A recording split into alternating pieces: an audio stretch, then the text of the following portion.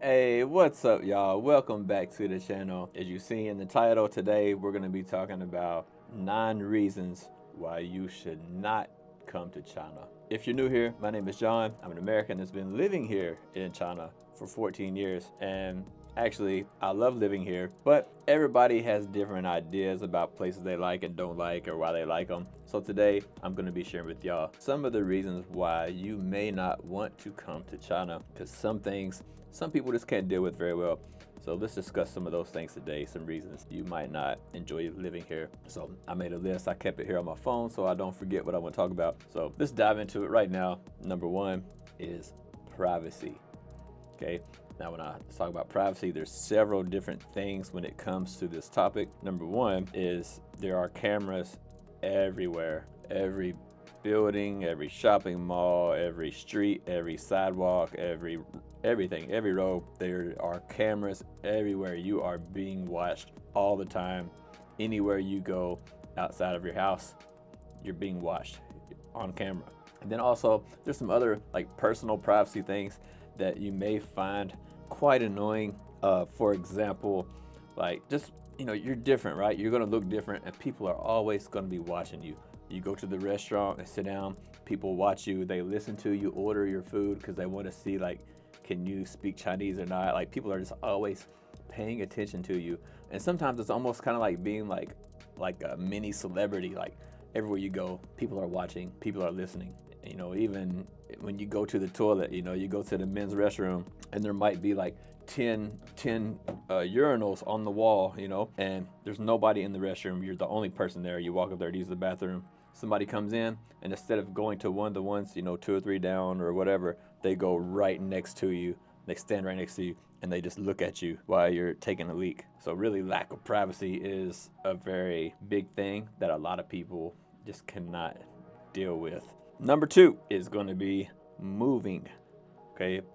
Oftentimes you will need to move, like, move to a new house, a new city all the time, like once per year. And sometimes you might get lucky and you might have to move as often, but you may need to move at least once per year, every single year.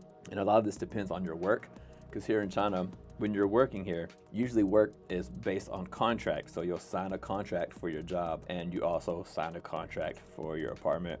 And usually you try to do those around the same time, because when your job contract expires, your job might not be the job you like, and you might seek better opportunities, which means you're probably going to have to move your house too. You're going to have to take a new job. You're going to have to move to another neighborhood, another city, another province. You have to move quite often, and it can become annoying because, like, you can't really set up a place like you want, like when it comes to like having the furniture you want or whatever, having certain items that you want in your house. Oftentimes it's too inconvenient to move those things or to buy those things, and you don't want to always buy new stuff every single time you move, and not every house has the things that you want. So it can be really frustrating and annoying having to move all the time and always looking for the perfect place that feels like home. So that's going to be number 2, is moving. Number 3 is going to be peace and quiet. If you like peace and quiet, you may not want to come to China, because China is not quiet at all.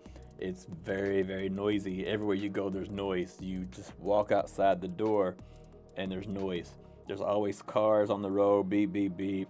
Doesn't matter what time you go out. And also, living in these big, condominium blocks or apartment blocks, there's always noise. There's always somebody, upstairs or something like that. And they're always like, banging on the floor all the time. You hear that when you're trying to sleep at night and things like that.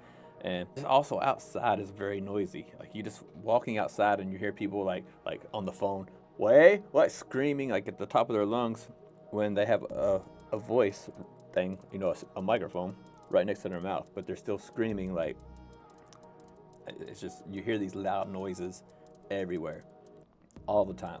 So if you're the type of person who likes peace and quiet, China may not be for you. Number 4 is going to be language. If you are not interested in learning another language, China may not be for you, because China, most people that you come across aren't going to speak English or speak very much English, and it can be very hard for you to, to have friends. And it can also be very hard to just do daily tasks like, using public transportation and communicating with people. And you may just get really tired and annoyed with not being able to use your native tongue. So, if you're not interested in learning another language, definitely China's probably not going to be for you, because it's really a very meager existence if you don't know any Chinese. You don't have to be fluent, but you should know enough to communicate and make friends. And if you're not interested in that, I suggest not coming to China. Okay, number 5, patience. It requires a lot of patience to live here, because there's so many things that can test your patience. There's always, some bureaucracy, like when it comes to, dealing with bank accounts and things like that. Things that would take you, 5 minutes to do can easily take half a day. Dealing with paperwork and, visa paperwork, immigration stuff, contracts and jobs, all this stuff, going to the doctor, people cutting line everywhere you go. People do some things that are kind of rude or maybe perceived rude and in Western culture, but here it's not rude. And a lot of those things may test your patience. And if you don't have patience and you get angry very easily, then China's probably not going to be for you. Actually, any place in Southeast Asia might not be for you, just because it requires a certain level of patience to deal with these cultural differences and things and bureaucracy things that a lot of foreigners need to do in foreign countries. So you definitely need a certain level of patience if you want to live in another place. Okay, number 6 is going to be being adventurous, especially when it comes to like culinary experiences, what you like to eat. Because living in China, depending on what cities you live in, eating the foods that you would normally eat back home, first of all, they're not going to taste nearly as good as what they taste back home. They're not going to be half as good as what they are back home. Secondly, a lot of those places are very few and far between, so you're going to be left with a lot more of local Chinese food, and a lot of it just may not suit your taste. If you're not very adventurous when it comes to eating, living in China probably not going to be for you. But if you're somebody who is adventurous and you enjoy exploring different types of dishes and different tastes and stuff, then you'll love it. But yeah, if you're not an adventurous eater and you're very picky about things like that, China's not going to be a place you want to be. Okay, number 7 is going to be work, or work culture, right? In my experience overall, there's a lot of things about working in China that do kind of suck when it comes to the work culture. Now, for me, my job, I like my job. I mean, like, I like doing what I do, okay? Like, I like teaching kids. I enjoy that. But there's a lot of things that come with it that I don't enjoy. And it's a lot of the office type politics and things you have to deal with at work when it comes to just like cultural differences in the way companies are ran versus your expectation on how they should be ran. And I deal with this kind of thing on a daily basis, and it can get very annoying. So that's again where patience comes into place. But if you are someone who needs to work, who needs a job, you may not like China. If you're an entrepreneur and you don't have to have a job and you can make money through business, then it might be better. China might be a good place for you. But if you don't have the patience to deal with some of the work culture and things like that at work, you may not like China. Just because oftentimes, working in China as a foreigner, you're probably gonna be working in education. And I've had both really great and really bad experiences in working in education. I've had a couple of jobs that were amazing, and I truly loved them and loved everything about them. And I've had jobs where I only liked being around the children, educating the children. The rest of it, I absolutely hated. So it's kind of hit and miss when it comes to work, and it may take some time to sort out. You may have to exercise a lot of patience and working, because you sign contracts for a year. So if you get a job that really sucks, you got to stay there for a whole year, and then you leave and go to another place. And if that place sucks too, now you've just spent 2 years working at sucky places. So if you do happen to find a job that you like, that you really like or enjoy, I would suggest trying to stay there as long as possible, because as soon as you leave, the next place may really be shit. So keep that in mind. Okay, number 8 is going to be, if you're kind of an older man, an older gentleman. When I say older, I guess I mean like I'm not that old. I mean, I'm only 42, but I mean, like my age or older, if you're a single man, you may not enjoy China if you're looking for, a dating experience. What I've found oftentimes being my age and single here in China, a lot of times some of the women close to my age, we'll say like 35 to 40 or 33 to 40, somewhere around this age. Oftentimes those women are already taken. They're already married because they have this kind of culture in China where people get a lot of pressure from parents and family to get married as soon as they graduate university. Like they start getting this pressure for marriage. So oftentimes a lot of the women who are in your age range usually are already married, and so there's not really a large pool of single women to choose from, especially in your age range. And then when it comes to the younger girls, actually I've had quite a few younger girls, even half my age, like 20-year-old girls trying to date me.